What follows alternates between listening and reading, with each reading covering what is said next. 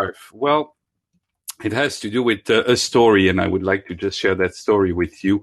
Um, Basically, last year when we could travel, I had a fantastic opportunity to go to Peru, and a fantastic country. And I was on a little island which had a very interesting custom where the males had to knit. And you see here a picture of a father knitting with his little son beside it. And even the little boy starts at 6 years old to start knitting. And to be able to prove their love to the future in-law family, they need, when they're asking to marry their daughter, to knit a little hat that is so tight that if you put water in it, it doesn't leak. And so I was there, and as a tourist, right, I thought like this scarf that I'm wearing right now, I wanted to buy it. And at that point, the person spoke Spanish, and I don't speak Spanish. I don't speak a word. So I just picked up my phone, and I do what I'm going to do to the same now. I'll do it in French just to get the same experience, but veuillez simplement parler et le téléphone va tout traduire. Please just speak and the phone will translate everything. So I'm sorry, now I'm going to switch to French. I need to go back to English. But so you understand what happened here. I basically used my phone on that little remote island, and I've made that person understand me via technology. Now, this technology is AI driven, right? And it's in our pocket. And beautiful reaction. That man just took his own phone out of his pocket and he gave it into my hands and he said, show me. And he had a Google phone, which was handy. So I could just show him Google Translate. And his eyes went bright open because he now realized that he could actually select many languages and speak to any tourist to sell his things. And that opened a complete new world for him. And I felt for once, while being still a stupid tourist watching from outside, that I contributed. I had a little bit of a purpose in that story. And that came from artificial intelligence.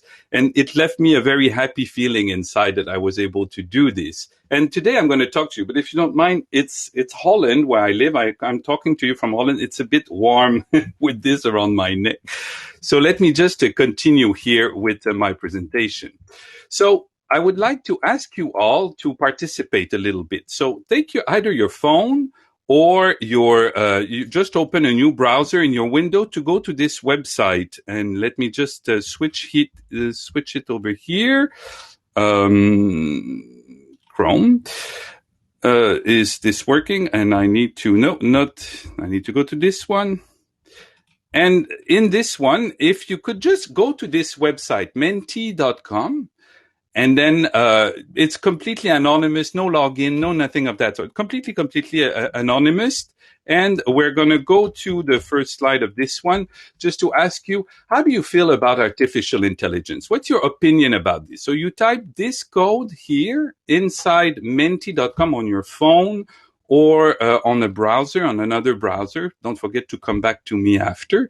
And let's see if some people are going to participate. Yes, I see some answers coming, so that's a good sign. So once again, one last time, I'm going to have 3 moments during my presentation where I'm going to ask you for some feedback. Go to menti.com on top, and anonymous, no login, anything like that. Just type the code and please. Well, I'm glad that I have an audience that is enthusiastic about artificial intelligence. I see here 45 people out of 50. It's almost 80% or 90%. I'm not good at that math like this. But let's see some other opinions here. Dangerous, very advanced. It's hard to control. Wildly used already with a spelling mistake. My apology. I'm just seeing this now and in its early stages.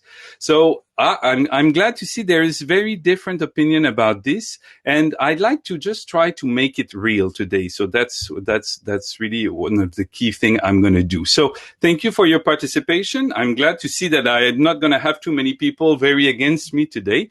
But let's continue here with not this one, with my presentation. So give me a second so I can just flip back to my PowerPoint.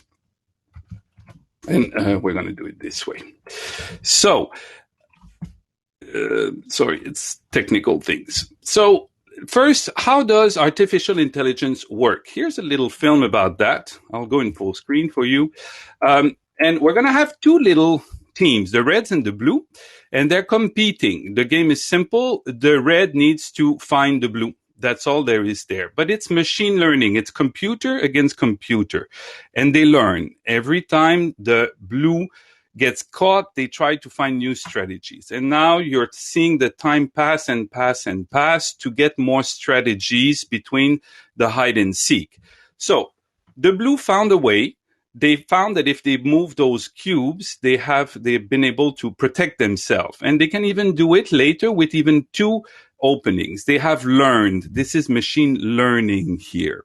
But then the red has a problem because he really wants to find them. So he's going to also evolve other strategies. We've put two reds in there and the system continue. You're talking about millions of games, right? And the little red was able to find a ramp and then jump and find.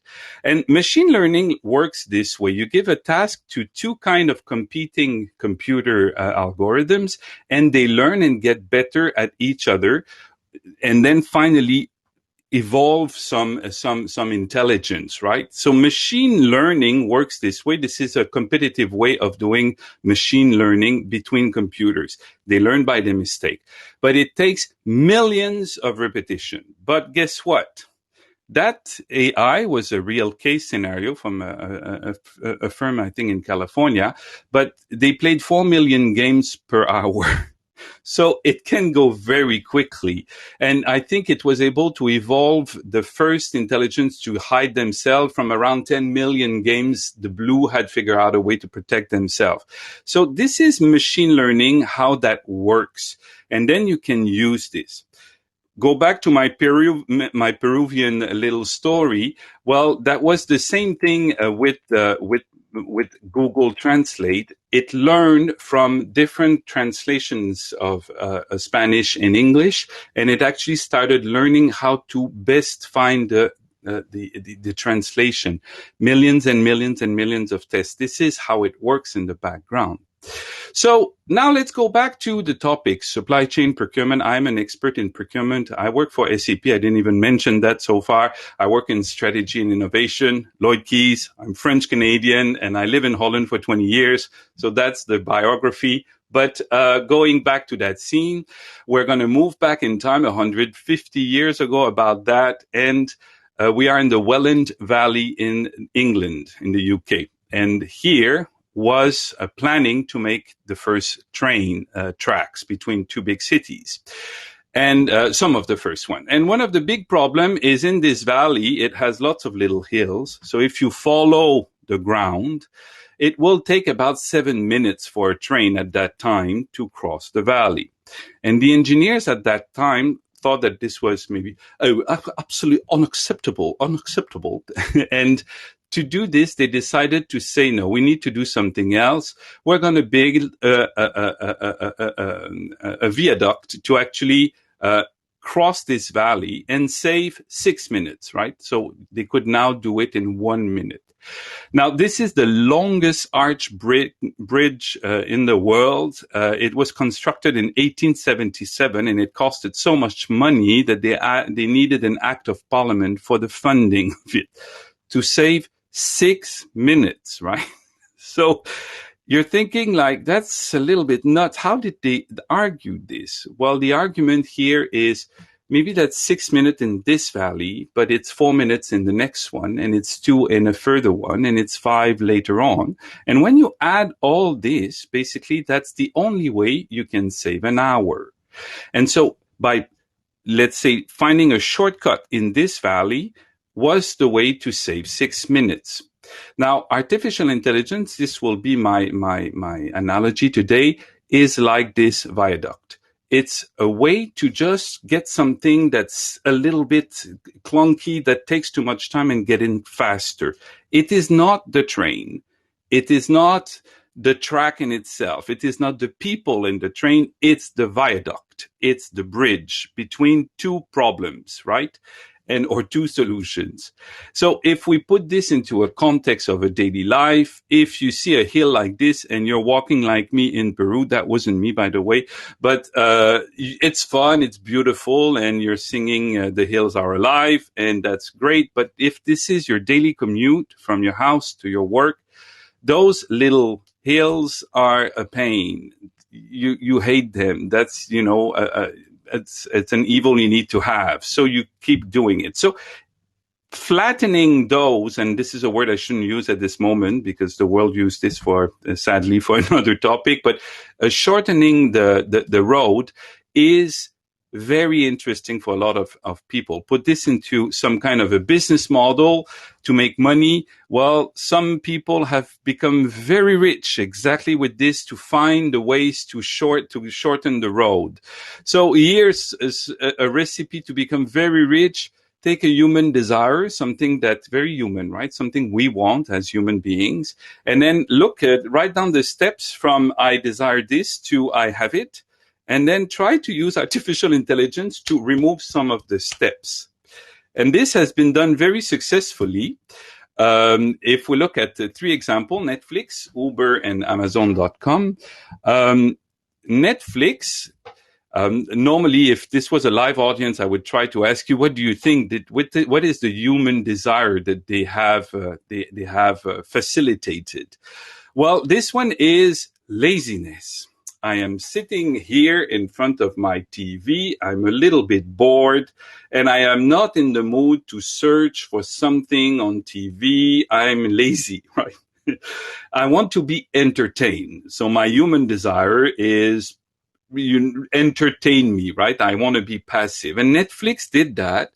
And that's really what made them extremely valuable, is they brought an algorithm that suggests to you, based on what you've seen before, probably you will like this series or this film or this. You are more of a romantic comedy or you're more into thriller, and it presents to you. And you're just there passively, and your desire has been automatically answered by this algorithm, and then you start zapping, right? I'm not going to go into the ethical issues into this. That's another topic. I'm just trying to explain to you how those technology work. Uber, another one, and it's a very old desire. The desire comes from the need to, I am here and I need to be transported there. And that's my need, right? My human desire. Bring me somewhere. And now for this, you want to be maybe secure and you want to make sure nothing happens. So Uber did a lot of things, but mainly I think the most important piece of it is that they remove the payment out of the equation. It is of the experience of my desire to be transported. I do not need to have a payment story happening in the transport itself. It's in the app, it's outside, it's automated, and there is lots of security. You know where you are, where it goes, the shortest routes.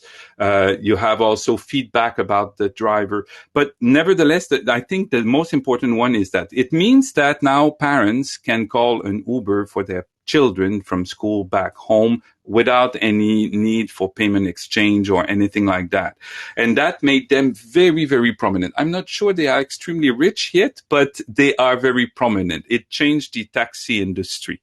My last one, Amazon.com. And now, you know, I do understand that I am in Western Europe, so it's easy for me to talk. And then I've worked a lot with South Africa, by the way. This is not my first time I interface with South Africa. I've been many, many times in context of work. But I understand Amazon might have another experience for you guys. But here I'm in Holland. I can order in the morning before 10 and it will be delivered during the evening or even end of the afternoon. Not everything, some stuff, but it still happens that it's delivery on the same day you order. Now, what's the human desire? So this one, watch your ear. It's a little screaming kid that says, I want it now. I want it now. I want it now. Yeah. So the human desire is, now. I have a need. I don't want. I have impatient. And Amazon, with a lot of artificial intelligence in their logistic, their warehouse and everything, got sure that this became a reality, that you can have an order sent to you extremely quickly. And if it's not, sorry, I hit the microphone. If it's not that quickly, then at least you see the updates when it is, you get a status. And this is another way. So artificial intelligence, once again, pulls down or bridges different gaps in human desires to go more faster. So I keep asking, or ask yourself, think of your company, of your context, of your work, or your daily life. How many steps are there when you start doing something? And those are pretty much where you can start finding cases for artificial intelligence or machine learning. I'm going to add to that something very interesting. Now, I find that interesting. In the last 100 years, IQ tests have measured that we have raised by 30 points. And they've made sure that we're comparing apples with apples and, that the tests are reliable. Now, what is an IQ test? It doesn't tell how smart you are or how wonderful person you say. The only thing it really measures is the speed of deduction. How quickly can your brain make a deduction about something? If you go back to computer language, that's the CPU. But basically, it's the speed of analogy of speed of processing to a problem and how quickly you can get to an answer or something like this. And that has augmented by 30 points. What that means, if you give someone in 1900 or 1899, or 18, I don't know, you give them a future machine and you let them travel to the future, which is now, you make them come here. If they were average IQ at the time, they will be considered slightly mentally handicapped at the moment. They will be not the smartest apple in the bunch. That's just weird in a way. It also means that if we travel to the future, we might be those guys if we ever do this. They never talk about that in science fiction. But why is this? I don't have an answer, but it does have an effect. If you think about repetitive work where you just stamp here, stamp there, put the paper, stamp this, and you do this all day long, if you have this augmentation in your brain in processing, you're going to get bored and not stimulated as quickly as it used to be. And as it continues, we see the trend that there's a very big human need to have high value added work, stimulating work. And this trend is very much in line with the advancement in, like I said, the AI that takes care of the boring work. Now, once again, ask yourself, where is that boring work? I'll give you some example in a second. Think of her. I'll name her Sheila. And she works for one of your companies, and she works in procurement. And basically, her weeks looks like this. On the Monday, she scores an RFP. And so basically, she compares offer manually with Excel spreadsheets. And then on the Wednesday, she receives a pile of purchase orders that needs to be always processed. It's pretty much always the same thing. So she goes into the system and she makes those orders and she sends them. And by the end of the week, she gets another pile of paper, but those are the invoices that don't have a purchase order, that we don't know where they came from. And she had the wonderful job of looking at this invoice and trying to phone internally or send emails who ordered this and who did that and which categories. Now, this lady speaks 3 languages, has been to university, and is actually, she has a little 3D printer machine at home because that's her hobby, right? And you actually put her into a process where you're using her brain to process paper and to process Excel spreadsheets and things like that. Maybe she is not that happy about doing this. Maybe she'll do it for 1 year or 2 years, but she wants to do something else very quickly. Now, if you would use actually you would approach this with artificial intelligence just to recommend the best offer. Look at all the offers that were presented in a sourcing event and recommend the best offer. Now she starts thinking. If you would think about the purchase order and you would just do some machine learning, send the little guys that you saw early on into learning process to see that it's always the same pattern. The 6th day of the month, there is this thing happening, and that means that there is those order that needs to be done. And she makes her responsible to make sure that the algorithm is actually doing its job properly with some tests. She's going to be more interested. And in the invoicing equation, that's also a very painful one. If you actually let some machine learning look at the text and then understand that this category belongs to that person, there is a 80% chance that it's actually a Cyril who needs to actually manage this invoice, and let her just supervise this process. She's going to have more time to try to find the problem. Why do so many people don't do purchase order, right? So it liberates the brain to do other things, and it's stimulating. It doesn't replace her at all. It just makes her use other parts of her talents to be able to be useful inside the company, and she's stimulated. Now, this guy, he's called Doug Engelbart, and he actually changed all our lives. And sadly, nobody knows him very much, but you all do use something probably every single day that he invented. And before I show you what that is, he said that technology should not aim to replace humans, but amplify human capabilities. And this is what I just talked about, amplifying Sheila that we saw. Now, what did he invent? This. I'll let you think a little bit. What do you think that is? Well, I have one in my hand right now. If I show you on the camera, it's a mouse, the first mouse. He invented the mouse.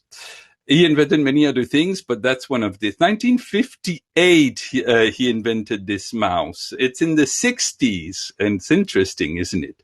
But has anybody said the mouse is going to take over the world? The mouse is going to replace humans? Not really. I don't think so. And like I said, artificial intelligence, probably this mouse and computers at the times in the 60s, we have science fiction movies at the time that shows us that people were very scared of it. We're experiencing the same principle here, because it's a tool, a new tool that is actually changing a lot of things, and AI is a tool that is probably going to change a lot of things. But at least we strongly believe, like I said, I work for SAP, and we call that the human-centric approach for innovation, but all other software companies will share this. You cannot make a world for computers to computers. You need the humans. And if you take the humans out of the equation, well, you're going to have a sterile world. It doesn't work. So it needs to be a tool for humans. Now, artificial intelligence, if you search this in Google, you get some recommendation. This is AI working in the background. It will take over, replace human, improve, and then it will Smith. Will Smith? That's interesting. I call that my Will Smith effect. AI is notoriously bad at understanding the intent, understanding what I was searching for just with this, right? It's not that stupid. If anybody here is good with movies, they might remember that I, Robot, where Will Smith played, was about artificial intelligence. So it's not completely stupid, but I still call that the Will Smith effect. If you're asking this about technology and you're getting Will Smith, you're going to think like, So it doesn't work all the time. So we'll keep this in mind. Another thing that's interesting to know, when Google started trying to recognize an image of a cat, it needed 20,000 images to recognize a cat in a very wide background environment, very, very, very specific. At the moment when, you have those apps and you take pictures of things and it recognizes them, it still needs, if it's completely out of context, thousands of images in the background to be able to do the work. But at least if it's in a product, you will need at least, I think it's 32 images from different angles into an app to be able to recognize it. It is not smart. It's just learning to be able to do this. Now, guess what? A human baby needs 2 image of a cat. And if he sees a lion, he will say, big cat. Yes, 2 images, and it's done in the brain. He recognizes the type of all kinds. He will see all this. So we still have a little edge on this, right? So here, and I'm looking for time to make sure I'm okay. Yep. So if let the artificial intelligence do the boring tasks, and let the human do the thinking, especially because humans have gained those 30 points in IQ at the moment. And what brings me to a real case, because I don't want to just give you some fluffy information. So real case scenario, right? This is it came from a mining company, and the mining company has an engineer. This is Georg, I think it was called. And he works as an engineer, a bit hipster engineer, but he works as an engineer. And basically he goes onto those huge mining trucks and to repair them. Now, once he's in the middle of this with his gloves and greasy hands into the machine, and he takes a piece, I like to, he takes something of machinery, something that looks like this, and he takes this thing, and he's just like, yeah, what is this? There is no code. There is nothing about this. So right now, he has to take the part out or take pictures of it, but bring it back to his office and go into paper manual to find a reference number of what that is. When that is found, he goes online and search for suppliers that might have it. It's extremely time consuming. It's half a day of work just to do the research about what is that part and where it is. And that company wanted to have another way. So what was developed for them is simple. So this guy, the maintenance technician, is on his thing. He takes his phone, takes a picture of the part and look at an app, and the app will search those images and try to recognize the part. And it will bring you, in this example, that it's the XB2446. And there is a confidence level. Remember my Will Smith. So there is a 4% Will Smith in there, but it has a high confidence that this is this. Now he can now know by his expertise himself. Remember, you need the human in there. He will take the decision that, yeah, this is the part. I know this is it. So it's routed automatically to an operational purchaser. Now he's still sitting on that machine. He did this in the air in about 5 minutes, instead of losing half a day. And even if it doesn't work all the time, that's what's important. They say that, I don't know, in French we have a saying, probably you have the same, in the land of the blind, I don't know how it's called, the one-eyed person is the king, the one that can only see by one eye. Even if it doesn't work all the time, even if it just works half of the time, he is saving a ton of time to actually not having to search those. So as it gets better, it's perfect, but already to have something that can help is incredibly valuable. And this is how it starts. It's never start with replacing the whole thing. You start at one pain point. This one was finding the part number and the information about the part and fix that. So my last topic today about this, before we conclude, is purpose. And I've added that, actually, I decided to add that a little bit about 2 weeks ago into this presentation. This presentation did not contain this topic, but I've seen it as such an important trend worldwide about purpose. And when I talk about purpose, you are going to, and remember, I am in context of procurement right here, where companies have to buy things for their employees, for their production, for their devices, and they need to spend all that money. What does that mean? So I'm going to go back to my Mentimeter of earlier on. So give me a second just to set up my my computer. So here, and I'm going to go in full screen for you guys. So we saw here just a conclusion of the previous one. Out of 94 people participating, we saw full of potential. We're going to move to the next one. And I need to do this here. Oh, I think some people have already voted, but so don't look at the result here. Look at for yourself. So if people have joined later, take your phone or open a browser and go to menti.com. It's anonymous, and just type this code in so you can vote. And here, you want to buy this toy for a kid. which one do you buy? You're buying the one that has 180 rands and it's made locally, or 190 rands, but it's made by a little, a work group that works with autistic people to help them integrate the workforce, or 170 rands, and it's made from recycled and reclaimed wood from old pallets, right, without chemical. 110 rands, it's made in plastic. And maybe at 130 rams, and it's bought at the China Mall in Joburg. Normally, I say this is by IKEA, but I think this one fitted better. But yeah, so who is actually buying this? So I'm going to let you just a little bit more before I give you why I'm asking you. You are actually seeing purpose happening in front of your eyes, and I find this very powerful. And first of all, I have to deceive all of you. I don't have the good answer. That it doesn't exist. There is no good answer here. It's not my role. I have to be the Red Cross in some kind of a way. I am a technology provider, but I am not there to tell what purpose is the best one. So people here, if we look, we see the recycled wood is very important. Locally is very important. When I do this slide deck in different regions of the world, it changes. It's not the same.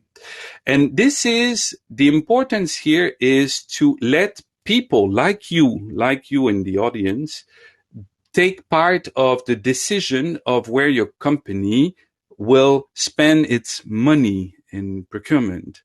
And if that's possible, you're bringing that purpose. And something very quite unique in the world that South Africa did when you had your BE certification, your Black Empowerment certification process, you basically, I don't know who invented it, but you've implemented it. You've set the stage to do this, how to do this. And the context was Black empowerment in South Africa, but it's taking ground for green empowerment, for women empowerment, for diversity empowerment, and so on, for local. And in the same way, when it comes to exclusion of modern slavery, of forced labors, those principles that I've seen very, very active in South Africa are now being replicated in the world, but for different purpose. So the only message I want to give you with the slide you're seeing now is, I cannot tell you which purpose is the correct one, but nobody here can deny that it's important, because everybody has an opinion about what is the answer here. And companies in a broader scale also have this. It's important. And so purpose, when I talk about purpose, is this topic here, to bring this into the choice, the selection process of companies, of industries, in making a difference in how do they do business. So let's look. I think recycled wood is the winner here for the people on this. We had 119 people vote. And then locally, I think the loser is the China Mall. Maybe someone take a screenshot and send it to them. No, I shouldn't say this. But, and sadly, I've never been, right? But this is what is an example of purpose. Let me just go back to my slide deck here. So there we go. Now, so we've just done the exercise. I'm going to try to make it real a little bit. So to give you an example, I am not selling you anything here. I need to show you a procurement system, right? And this is how ours looks like. But any other software provider would have something similar than this. Purpose. You're seeing here an employee portal for procurement, and it's been customized to provide purpose in context of green and circular economy, sustainability. This was done for a marketing team, and basically the company decided to present the categories of spend for that with a filter for companies behind that would be green. And they've also provided, and I can't click because this is a PowerPoint, but going green, they've also education and information about this. So employees can always search what they want, but if they go here, they can search for plastic-free material or sustainable office supplies or things like this.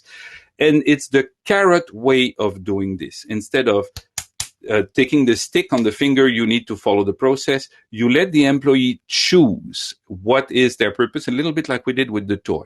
But there are other ways, just because in industry or in supply chain, how you can do this. So we've just seen how to add new categories to procurement and new filters to procurement to make it visible to the end user. But some other ones are favor some types of supplier. I will go back because in South Africa, you did that very well. Depending of the number of employees, of Black empowerment employees inside the company, you might have a favor into a contract or things like this. Those were mechanisms that were used in procurement to actually achieve that goal. It's the same principle here. You could give, depending on the purpose you choose, some suppliers a head start into the contract. Now, that contract can have clauses, and I think I'll take the very simple example of child labor. Every contract in the world has almost, you are not allowed to use child labor. But if you're, depending again how powerful you are or your companies, but what about the suppliers of the suppliers? That's called a tier 2, the second level. Yeah, you don't allow you to use forced labor, but you're not allowed as well to have suppliers who might have used forced labor. And as technology evolves, and it goes further and further in proof of origin, that's what it's called, we're trying to track supply chain at a much lower level to actually be able to make sure that there is no child labor anywhere in the suppliers of the suppliers of the suppliers of the suppliers. So this is a very, very big trend. And I'm going to drop a word that's going to all stress you and shock you, but don't focus on this blockchain. It is really much coming into that world of trace of origin to find out where did the product came from. And it's evolving in supply chain. And the last one here, it seems very mundane, but it's actually a very big impact. That's at the other end. It's when you're about to pay your suppliers, offer them preferable payment terms. So if you want locally, it's a good example, is a local little startup that you want to actually, they do something good and you want to help them. And so what you could do is simply pay them faster than some other big companies. Just, payment terms are 15 days, 30 days, 45 days before you get paid. Why not pay them in 3 days? And just by a cash flow, you're just using your cash. It doesn't cost anything. Well, maybe some finance people would disagree with me, but at least in the applicability, you just give your money faster. And that helps a lot for those companies because cash flow is a big problem. So those are 4 examples of what can be done in context of procurement to bring purpose. And those technology we talked about, we're going to go back to technologies now, are really coming into this. We see in the contracts, in the sourcing, we see AI starting to find and search new sites around the world to qualified suppliers. We see many things happening around this concept of purpose. So I'm going to have to conclude here. So I'm not too late, but I'm going to go to a last mentee for you people because I have I'm sorry, I just need to switch here. It's a little bit technical on my side. And then we're going to do the last one. And some people have already voted. Go to menti.com. The biggest impact in 5 years. What do you think of those 4 technology will have the most impact? Machine learning to automate tasks, the machine that learns something and repeats. AI to predict and take decisions. So the artificial intelligence to actually try to understand and recommend and go further into what it can do. Blockchain, I didn't speak too much about this because it's a topic on its own, but blockchain is emerging quite a lot just simply because it's an extremely strong way to have a genealogy of something. And you think of a genealogy, but if you think of a product, I'm going to take back my weird part earlier. Oh, you don't see my camera, so sorry. But you take a part, you could see the genealogy of the part on blockchain, where it was made and where it was transferred and resell and sold and this and that and this and that. It's very important. And maybe the last one, purpose embedded everywhere, purpose that we saw. So here we have 62 people voted. let me just give you my take on those. So what is here the most important? Machine learning to automate tasks, and then the three others are very close to each other. People are distributed a little bit different, but I think this one you really, really believe in machine learning. Well, okay. So what is my take about this? I'm sorry. I need to do my technical change here. Okay. And then I'm going to go like this. 5. Yep. Okay. So what is the next? So my takes for my prediction, right, for 2025 in 5 years, you are right. Machine learning, because of all those steps that are very manual handling, that are boring, gets to be augmented and then supervised by human.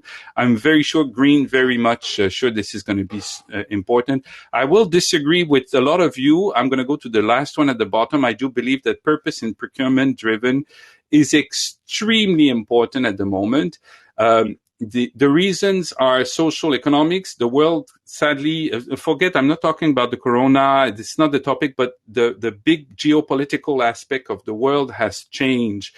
The trust in China, in Russia, in Brazil, even in the United States has been very, very much eroded in the last couple of years because of political reasons and other reasons. It means that what was 10 years ago, 5 years ago, how you do business around the world, it's all global and it's wonderful and it's perfect. That trust has lost a lot of this. And the purpose is actually also an insecurity of the world. You want to know where it came from and in which condition it was made and what it's going to do to the planet later. And that stress or that insecurity in the world's business is probably going to have this impact. That's my personal take on this. The two others, AI, why I don't think AI is going to take, it's still too junior. When you live under the hood and you look at how this works, you're just like, oh, it's not that magical. So there is still a lot of work to do, and it's more a potential than a reality. It does already some very good things, but in a very specialized niche, it doesn't do what we think it should do. So I don't think. And the blockchain, I left it for myself as a mystery because either it take and it will really change very, very a lot of things, or it doesn't because it implies that everybody needs to use it for it to work. Then it's not going to take. But we are on a little bit of a pivotal area right now on this one, on what it is. Remember what I said in context of the genealogy of a part is where it came from, how it was made. Blockchain is incredibly easy to do this, so this will probably start to happen.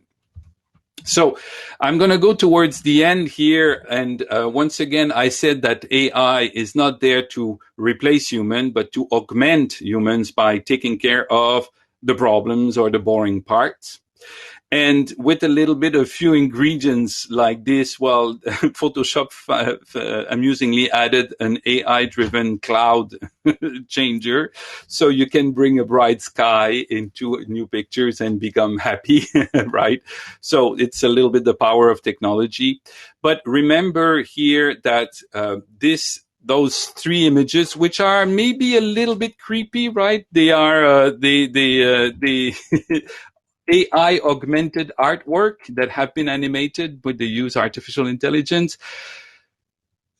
Think that no computer cares about that. Only humans will think this is nice, good, or awful, or whatever. You have an opinion, but only humans have an opinion. There is no purpose in doing this just for computer. Humans need to be the centerpiece of the technology, and that needs to remain, and it will remain because we don't have any other choice. So here we're coming back to the end, and maybe I'm going to take back to my scarf where I started, where Google provided an automatic interpreter to some guy on a little island in Peru that was knitting scarves to make his living and also to be able to show his kid how to get a bride in the future. But the AI is there to augment, help, and it's a tool, and you should see it as a tool, and you should think about your own companies. Where are some boring parts, steps that could be augmented. And at this moment, it might be the time to take a phone call to a little startup company or something like that that would be interested into looking into that. So I thank you very much for the time, and I wish you a very good event at the SAP 6 or SAP ICS, or I'm sorry, SAPIX. I think that's how it's pronounced. And have a good day. Thank you so much, Lloyd. That was more than insightful and interesting. I think it was thoroughly enjoyed by everybody. Just a few comments from my side is that in the beginning you said that AI learned from their mistakes. It has to be said that we can't say the same for humans. But there's always been a lot of fear about AI and how it will take over human jobs. It's somewhat encouraging to hear that it amplifies human capabilities and is a tool for use by humans, because I think that everybody's kind of running scared about how this is going to happen and take all our jobs, and what will us humans do? There'll be no need for us anymore. And just on the topic of the slavery, it's something that we all need to be cognizant of, and we do actually have a presentation covering that in the program, so just look out for that. That was thoroughly interesting, and there's lots of good comments here. There's one question I just want to put forward that's come through in the chat, and I just want to stick to one question so that we don't run over. Where is it gone? Okay. Jeez. Okay.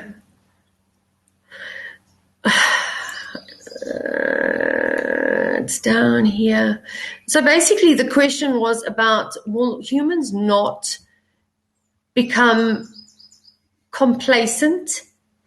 Okay. Will machine learning, artificial intelligence, and Internet of Things not accentuate boredom, redundancy, loneliness, and create negative outcomes for humans? What are your thoughts on that? Well, once again, this is the only answer I can give is examples. If you drive your car with Google Maps, this is AI. Would you get rid of it? If the process to get some red tape or paperwork or information from the government is automated in a simple way on a website, is that negative? If filling your taxes is pre-filled completely based on your profile and you just verify the outcome, is that something? So I agree with you. I think that it's something that might be scary, that might be because it's disruptive and nobody likes change, right? Just take your watch and put it on your other hands for an hour and you already understand that change is not nice. But it doesn't change from tomorrow and everything goes. I think the best example is this conference right now. A year ago, if I ask it, so the team I lead is about 200 people, and we were all asking them, go online and use Zooms and use Teams, and everybody didn't like it and they didn't want to turn on camera, and now it has become the default. I used to give workshops on how to try to look good on camera, something like this. And now everybody does it because of the need of the situation we are in. We've turned very virtual. Now, those technology, they don't come and completely change everything one day to the other and you're there lost. They come in step by step. So you always start to get accustomed to it. And we kind of, there are children now that are, entering the workforce that they've never seen the world without an iPad. And for them, that's not weird. That's just what they are. So yes, it is scary if you think that the whole world will change, but because it has changed gradually, part by part, piece by piece, we will adapt and we actually will force the system to adapt to us rather than the reverse. That's my approach to this. Thank you. Thanks for that explanation. Thank you for an incredible presentation and taking time out to deliver that to our supply chain community here in South Africa. Tanya, we have a hand up. Oh, we have a hand up. Yes. Okay. Okay, here we go. Okay. Is that Lars? Correct. I'm going to invite him. Okay.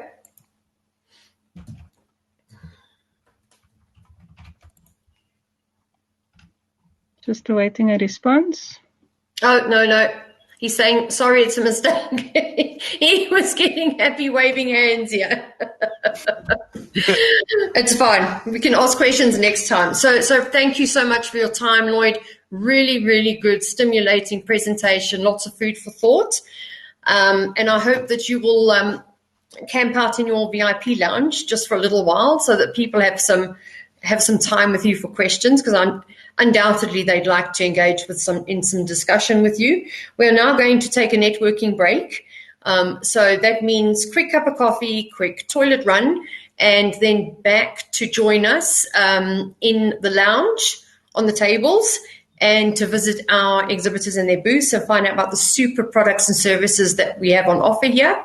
So we will catch you in just short of 45 minutes, because we ran a little bit late. So let's say 40 minutes, we'll see you back here. So enjoy your networking.